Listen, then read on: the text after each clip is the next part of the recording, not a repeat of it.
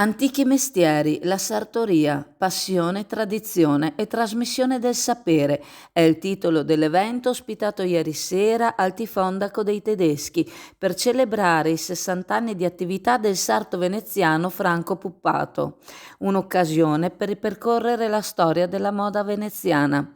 Dopo il messaggio del sindaco Brugnaro che ha aperto l'evento ricordando quanto per Venezia è stata ed è importante la maestria dei suoi artigiani e che ha ricordato la prima edizione del Salone dell'Alto Artigianato Italiano tenutasi lo scorso settembre, è intervenuto l'assessore al turismo della città di Venezia, Venturini, il quale ha ribadito che è doveroso omaggiare il grande sarto veneziano Puppato, ambasciatore nel mondo del Made in Venice.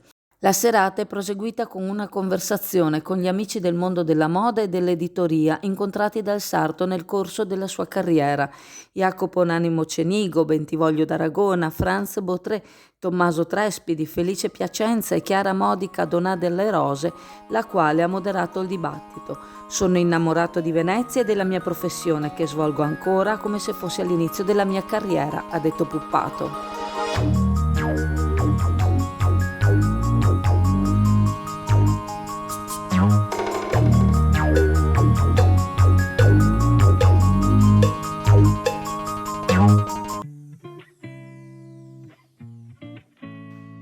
Hai già fatto il cambio gomme? Per i tuoi pneumatici invernali o per quelli 4 stagioni, così da non pensarci più, vai da SD Auto a Borgo San Giovanni.